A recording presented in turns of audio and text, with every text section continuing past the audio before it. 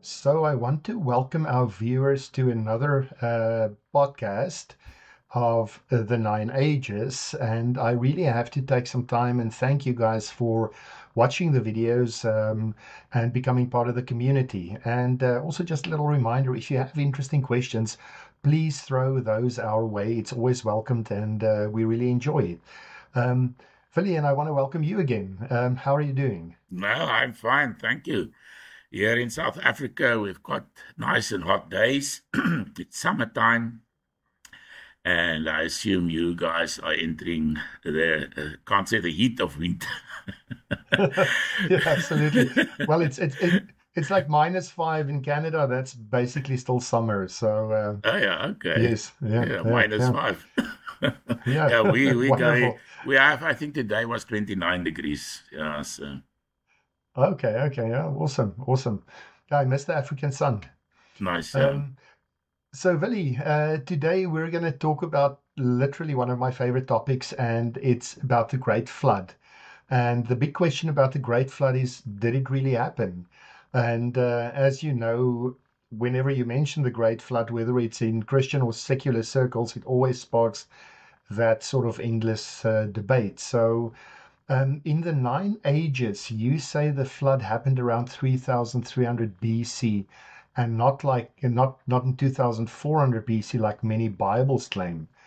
So can you sort of expand on why you trust the Septuagint over the Masoretic text? Yeah. So this in this case, the Septuagint date for the flood. It differs slightly. There are actually two dates, but both are before 3000 BC, whereas the Masoretic date is about 2500 BC. There are also different views, but it's more or less that time. Let's take that date. So the problem with the Masoretic date is that period is very well understood, archaeologically speaking, historically speaking.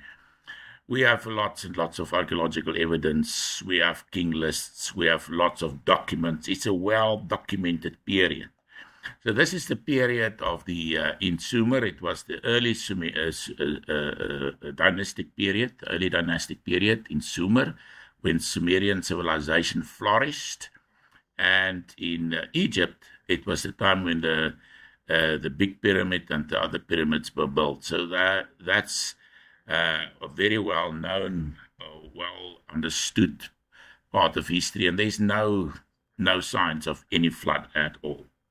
Whereas in the Septuagint dates, we found something quite interesting, and this is that this date correlates quite well with secular dating for a flood layer that was discovered by Sir Woolley at the city of Ur in southern Mesopotamia. Yes. Now, in that case, there are actually two dates. In most cases, with chronologies of the ancient Middle East, we have different chronologies. There are different opinions. But for the most part, there are then what I would call the lower chronology, which would give a date of about 3500 BC. And that's based on the Egyptian low chronology. So if you work from the Egyptian low chronology, in which case the Egyptian dynastic period started in about, say, 2780, more or less, with the Sotic Eliacal rising of Sirius, coinciding with the New Year, which happened. So that was a spectacular moment and event. And some scholars believe that's actually where the dynastic period started.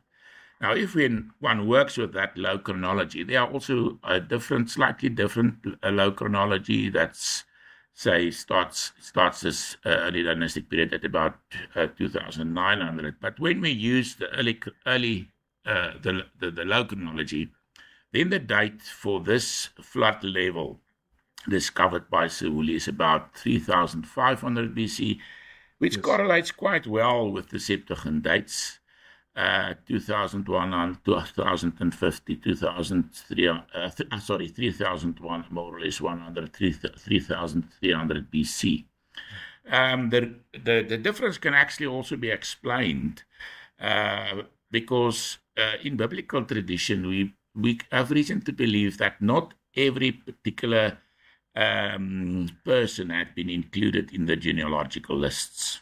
And the reason is that the earliest lists go back to a period when writing was not yet invented, and we are dependent on oral traditions. It was handed down orally. And we find, for example, a name Kainan, which appears in the Septuagint. That the Septuagint is the Greek translation of the Hebrew Bible, that Volraj, as we call it, the mother text, that was made in about the middle of the 3rd century BC, about 250 BC in Alexandria. And the best Hebrew scholars was involved in this translation, and it was generally assumed that it was a very good translation. So in the Septuagint, and I'll come back to the Septuagint and say a few things about the Septuagint, we do find an extra person, as I've said, Kainan, and he's also included in the New Testament in one of the genealogies of Jesus. So he does not appear in the Masoretic text. So that shows that at least one person has not been included in the Masoretic text. And I believe there may have been some other persons also that's not been included. And that would explain the small gap between the Septuagint date and the secular date for this deluge. I might just mention that, I mean, if you look at the Septuagint chronology, it was used by the early church, the 1st to the 4th centuries as well. And most church fathers, you look at Julius Africanus, Eusebius, follow the Septuagint numbers as well. So the Septuagint was actually regarded as very authoritative. And the reason for this is actually quite a few reasons. One is that it was regarded by many Jews. We find, for example, at Philo, a Jew, he lived early in the 1st century AD, and he mentions that the Septuagint translation, he describes it as if it is inspired. That's similar terms as some Christians would regard the King James Version. So there was all over the Jewish world, the Septuagint was regarded very high. And what is also interesting is Josephus, the Jewish historian. He actually used not the Hebrew, he says he used a Hebrew text. But this Hebrew text that he uses differs from the Masoretic text, but agrees with the Septuagint. And what is more, he refers to the books of the law, which is Pentateuch, and the most important Jewish scriptures that was held in the temple, which was the last things that were removed by the Romans from the temple after they sacked Jerusalem in 70 AD and took it to Rome.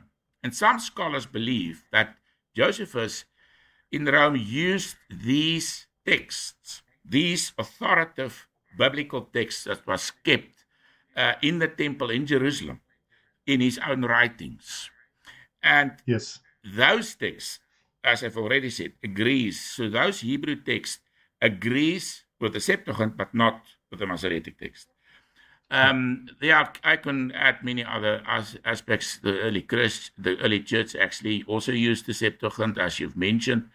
But in about 90 AD at Yamnias, the rabbis had a problem because the Septuagint and the Hebrew text associated with the Septuagint, the kind of Christology that we find in this text was used by Christians to argue for Jesus being the Messiah. And some of the texts were slightly weaker in this regard, and the text that was actually preferred was the Masoretic text, because it's the furthest removed from the Christian point of view. It's small things, but it's taken as a whole, it can be quite important. I mean, guys like Jeremy Sexton and Henry Smith argue that those Jewish rabbis actually deliberately lowered the ages in Genesis 11 to push the Yeah, that's Masoretic an timeline. interesting debate, you know. So what I can say from a historical perspective is that the Septuagint, in more generally, correlate very well with secular history. For example, the Yes. time of Abraham. Also, if we take the date of 1836, when Abraham left Haran to go to migrate to Canaan. That date correlates very well with what we know about the Elamite incursion into northern Syria. We have very good evidence regarding that in the Mari texts. So in secular terms, that's the date that works by far the best. The other dates actually doesn't fit secular history at all. In the same way that the flood date in the Masoretic text is not at all consistent with secular history. And then also, perfect. Even for the Exodus, we found that the date of 1406 that's in the Septuagint correlates very, very well with, for example, Assyrian and Egyptian chronologies, whereas the earlier date that's usually used, 1446 BC, that's found in the Masoretic text, does not correlate with Assyrian chronologies, and nowadays scholars, it's just impossible to get that date to agree with the wider chronology of the ancient Middle East. So all these dates are consistent. What we have is a consistency that the Septuagint dates are consistent with secular history, and that's what is to be expected if the texts correlate with a good historical perspective on what happened in history. Fantastic. That was very well said and very clear. So my next question would be, is there a solid reason to think the biblical flood and the Sumerian flood actually refer to the same historical event? Yeah, so the question is, where did the biblical story about the flood originate? Now, as we've discussed previously with regard to the Sumerian hypothesis, we've had a whole discussion on that. I think it was the second or the third podcast that we did. And I've also written an academic paper published in a peer-reviewed journal on that. So in that way of thinking, the Abrahamic family brought their traditions with them when they came from Ur in Mesopotamia towards Haran and then towards Canaan. We do find that the early forebears of Abram lived in Sumer. The Semites lived, that's his forebears were Semites. They lived together with the Sumerians from the earliest of times in southern Mesopotamia. It was not only, we often just hear about the Sumerians, but many of the most important innovations that's usually associated with the Sumerian civilization actually originated with the Semites, especially the house of Kish. And we'll discuss that. We'll come to that and we'll have an intensive discussion about that. But the point of the matter is just that if there was a flood, and I believe this evidence that was found by Sir Woolley describes, this is evidence for a great flood that happened during this period, because it was not only at Ur, where the layers varied between 2.7 and 3.7 meters. It was also discovered at Eridu. It was discovered at Uruk. There's good evidence from Elam towards the east.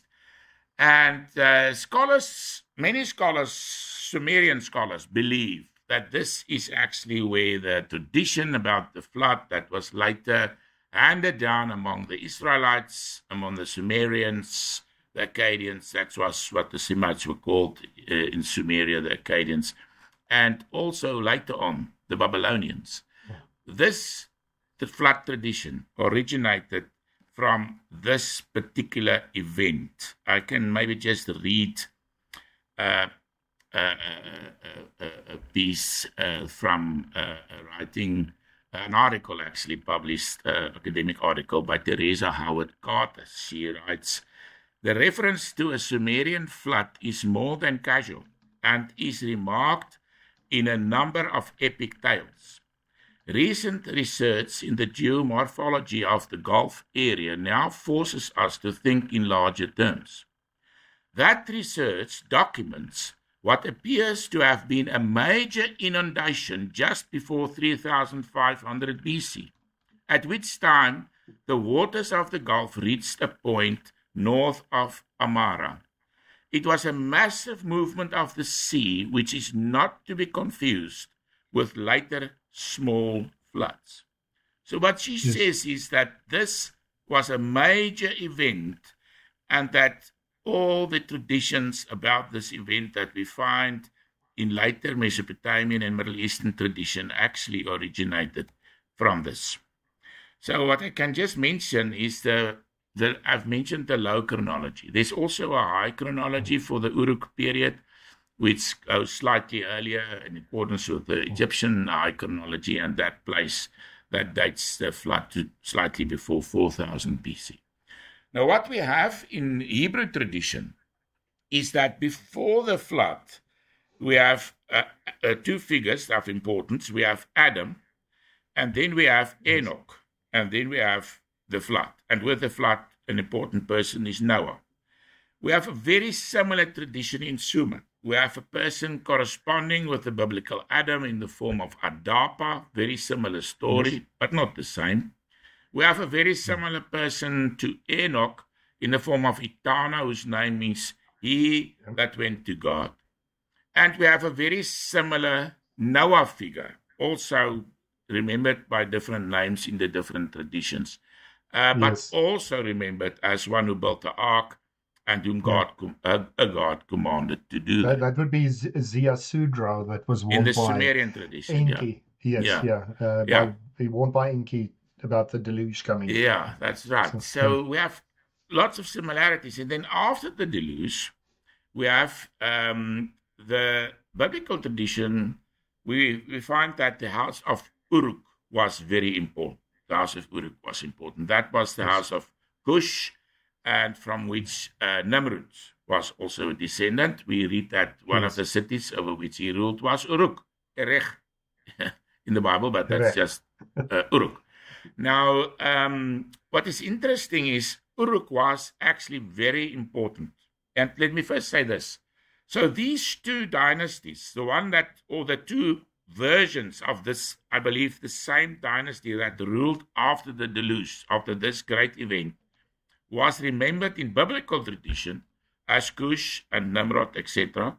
And we have equivalent figures in Mesopotamia, in Sumerian tradition, where we, for example, have Meshkiach Kasher, where the shortened form of his name Kash corresponds with Cush, and his son in Merkar, which corresponds in many regards with the cities, which was part of his kingdom, what he did, many of the things correspond between these two figures, and the consonants in their names, NMR, which forms the root of the name, are the same. Now, we do know that, vowels change all the time with as traditions were handed down. So this is quite important. And we'll come back and I will have a detailed discussion about Nimrod at some point. So I won't... Yeah, and for our listeners, I mean, when you look at Uruk, it was actually called the first true city in history. And most of these legendary kings actually belong to the dynasty Enmerkar, Lugalbanda, Gilgamesh, or Gilgamesh. So worthwhile looking into that if you're interested. Yeah, so that's very important what you mentioned now. So what we at first find is that the biblical tradition and the Sumerian tradition are extremely similar, very, very similar. If we go to this particular period in history and take this as the flood of biblical tradition. Now, the second thing is, if you go to the Sumerian tradition, you'll find in the Sumerian king list some of the kings that ruled, earliest kings that ruled, according to the Sumerian king list in the land of Sumer, ruled at Eridu.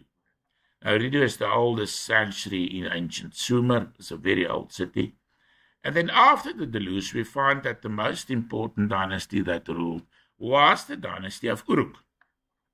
And that corresponds with the archaeological evidence of the city of Uruk having been built after the deluge eventually it became a massive city. I visited it. It's just amazing Yep. to see all the ruins.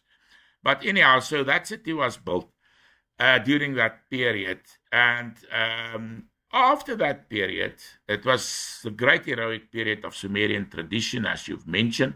After that Yeah, and period, I would say Uruk actually laid the foundations for the whole Sumerian city-state system. yes, And later absolutely. dynasties like Kish, Lagash, Mm, Akkad, and yeah, then religious as well within Anna. yeah. So then after that came the Yemnet Nasser period. And that was when the Yep. Semites took control of the land, especially in Mebaragesi. And Yep. I believe that in Mebaragesi, the short form of his name is Barak. And that corresponds with Peleg, because the Yes. BP exchange and LR exchange is very general in the ancient world. Mm. So it's basically the same name. And he was a forefather of Abram, which means that Abram was descended from the most important royal family of the ancient Sumerian world, which was a Semitic family. And Absolutely, and well worth taking note of, eh? yeah, and also Itana that we've previously mentioned that Mm. corresponds with Enoch was also Mm. a Kishite king. It was from the same, presumably from the same lineage, if we take, Yes. if we look at it from the perspective. Now, what is interesting after that, or even during that period, Gilgamesh also became important. It was, according to tradition, he that built the great walls of Uruk, which was built towards the end of the Yemnet Nasser period. And then after that, we have the early dynastic period that I've already mentioned, first, second, and third dynastic periods of Sumerian tradition. Then came the great Akkadian epoch, when Sargon the Great of Akkad founded the Akkadian Empire, the First World Empire, and we'll have a lot of things to say about that later on in some of the podcasts, Lord willing. And then also what we find is that after that, the Gutians overrun the land. Then came the Earth 3 period. That's also called the Sumerian Renaissance. So that was when the Sumerians, in the final phase of their civilization, ruled over the Gilead's empire. That came to an end, and then two city-states, Isin and Larsa, became important. It's called the Isin Larsa period. That's also the period when the Assyrians towards the north became an important entity.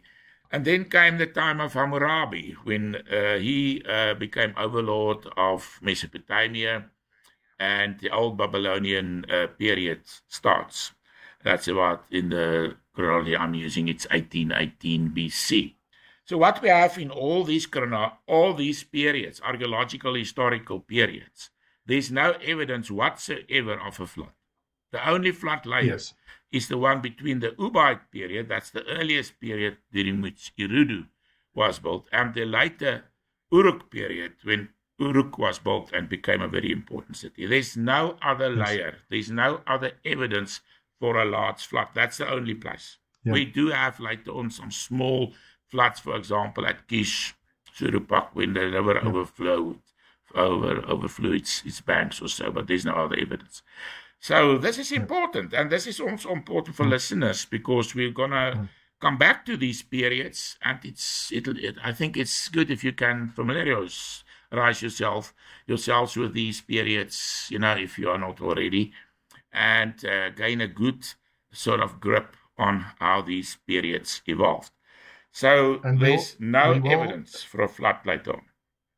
Yes, and we will have a timeline available that lists the key Yes. events as well as the periods. So Yeah. in our discussions, worthwhile having that with you and just sort of following along. So it just builds that image. Yes. Yeah.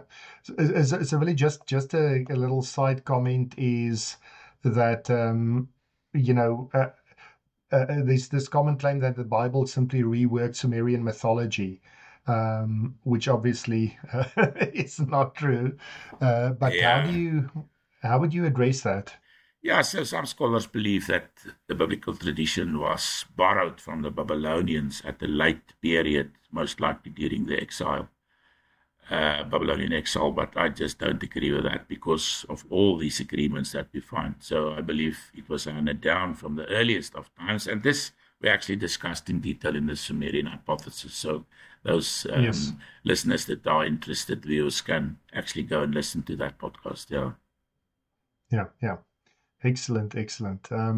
So just going back to Ur and the clay layer, was this really just a sea surge, or was it a river flood?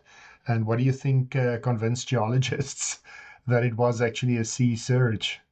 Yeah, so at first, some geologists thought that it was can be ascribed to some tectonic movements or whatsoever, earthquake or whatsoever. But later on, it became clear to them that that was actually the sea that overran the land, as I've already mentioned. So the entire Middle Eastern world around the Gulf area was overrun by the Gulf. And they believe that the meander pattern of the Tigris and especially the Euphrates rivers was formed as a consequence of that great flood. So this was a massive flood. When I visited also that areas, you find some small pieces of seashells all over the place, quite far to the north already, also in Sumer, or even north of Sumer in these areas. So there's no doubt that the sea overran the land, and it was a massive, massive event, which is the reason why it was remembered in such dramatic terms in all the different traditions, and why the traditions are so correspond to such a large extent. Yeah. Yeah, because you see this abrupt, thick, fine sand layer deposition, the presence of marine fauna and shells, and then some sedimentary structures Yeah. consistent with like literally a high energy surge. Yeah. Yeah, yeah, yeah, absolutely. And you mentioned possible tsunamis in Ireland, the Black Sea, even Doggerland around the same area. Could Yeah. one event have triggered floods worldwide?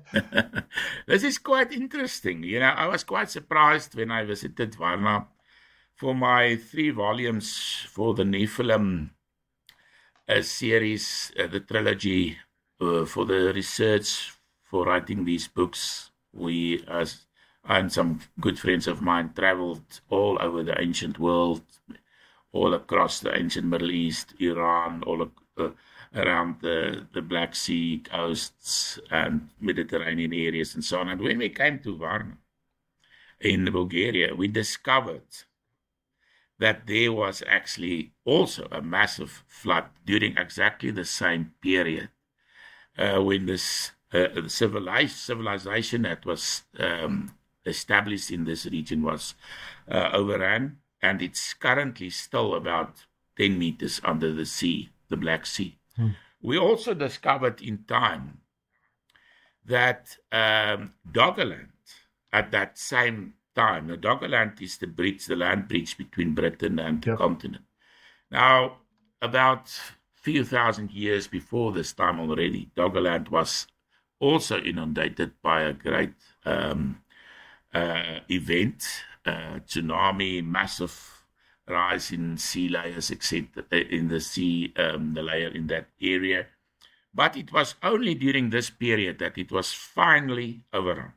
So there must have been an important event. And actually, at Clare in Southern Ireland, a discovery was made of a tsunami at exactly this time. So there was this massive tsunami, and Doggerland was finally overrun, and this bridge was finally closed. So we find events all over the ancient world, which suggests to me that this must have been a major event. It might have been the axis of the Earth that tilted slightly. Maybe a comet or something passed too close to the Earth, and as a result, all these things happened all across the globe. But it was definitely not just a localized flood. Doggerland covered tens of thousands of square kilometers. So if you can imagine that, it must have been huge. And at that same time, I can also mention that the LBG the linear pottery culture, Yes. LBK culture.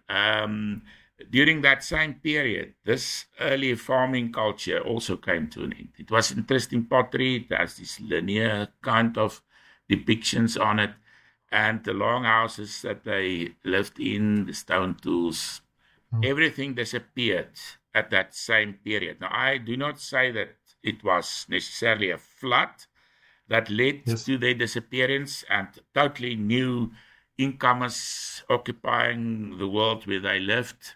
They actually was the first kind of what we can call a kind of pan-European culture. But maybe the consequences of this event. There was maybe some other catalysmic events. It's extremely difficult to know what happened Yeah. during that period, but it must have been a worldwide, really catalysmic Yeah. event, and that caused all these things to happen at about the same time. Okay, so now the big question that I think everybody asks, if the flood wasn't global, how do you explain Genesis saying all the high mountains were covered? Was the writer exaggerating? Yeah, no, I think what we find in the Bible is observational statements. So it is observational statements, and this is the kind of tradition that was handed down. So it doesn't mean that all the mountains in the world, was covered. That's a perspective that originates from our scientific perspective. So Hmm. sometimes the Bible is read by in terms as if the author had a scientific perspective. Yes. Now, this is not a good way to read the Bible. So they read it. These readers would say that if it says all the mountains were covered, that would mean, in scientific terms, the entire Earth. But that's not what. That is not why how one should understand this an observational statement. Take, for Yeah. example, the famine in Egypt. We read that people came from all over the world, the entire world. But Yes. they did not come, I can assure you, from Southern America. Yeah. So this is Yes. an observational statement. It's not intended as a scientific statement. And we shouldn't take it in that way. There's actually not enough water to cover Mount Everest. Yeah. I mean, Yeah, we it's should just be scientifically intellectually, impossible. Yeah. yeah, we should be intellectually honest when it comes to things like that. I mean, we use observational statements all the time. So, Yeah. to look at an observational statement through a scientific lens Yeah. it Exactly. just doesn't work. Yeah. Yeah, Yeah. Yeah. yeah, yeah. So, and basically, my last question would be for the biblical writers, the flood just wasn't just about geology; it was secondary to the Yeah. world in which they functioned. Yeah. So how does that change how we read the story today? Yeah. So in the first place, if we read the biblical genealogies, we'll find that it's genealogies of the peoples that settled all across the ancient Middle East. But peoples further than that lived further than that, for example, the Chinese, the Japanese, the Bushmen in South Africa, the Indians in America, those people are not mentioned. And they're Mhm. obviously not descended from those genealogies. So they also survived the flood or these massive catalysmic event. So I think the Bible is also consistent with a reading which does not imply that the flood was, scientifically speaking, covering the entire globe. No, it was a global event, but it covered the entire Sumerian world, the ancient in that area. But to the exact extent that everything was destroyed, that's very difficult to decide. Yeah. So what you've mentioned is the Bible is actually telling us the story about the relationship between God and certain humans, Adam, Enoch, and that family line, also after the deluge. So in that context of the biblical narrative about God's relationship with mankind, the rest of the world, from time to time, in different ways, interacts with what the story that the Bible is telling. And that's how we hear about other things that happened all across the ancient Middle East. But in the first place, the Bible is not about that, as we all know. But the Bible, what we find in the Bible, is quite consistent with what we find in history, as we've just seen here. And it's really worthwhile reading Genesis as sort of a theological memory shaped around a real event. Yeah. So, yeah. And this event is very important for the rest of our discussions. Because if we take the event as having happened, the flood as having happened in 3500 BC, quite consistent with the Septuagint, and we understand the Sumerian tradition in those terms, it's very important for all our discussions further on, which will be based on this understanding of the flood. Willie, now with our discussion we just had now, if there's one or two takeaways, what would those two takeaways be? Yeah, so sometimes we have also on this podcast discussed the Nephilim and the tradition about the Nephilim and the early Sumerian traditions that closely correspond to the biblical traditions about the Nephilim. So that entire tradition is closely linked to the historical period in which these things happened and how those people understood themselves in terms of the larger cosmos, seeing themselves as descendants or scions of the gods. So it's also important not only to study these things simply from within the biblical perspective, because the Bible was written within the context of a larger Middle Eastern world. And many of these things can only be understood and well understood if we also take the rest of the information that's available from the outside world into consideration. And this is what we will be doing here in these discussions. Yeah, brilliant. Awesome. Well, thank you very much, and thanks for your time. I would just like to ask the readers to please like and subscribe. And, if you can share it with people that are interested and want to be part of the community, please do that as well. And, please keep those questions coming. We really appreciate it. Absolutely. Thank you, Willie. Keep them coming. Yeah. Thank you. Thanks, Willie. Thanks. Yeah, it was a pleasure talking to you.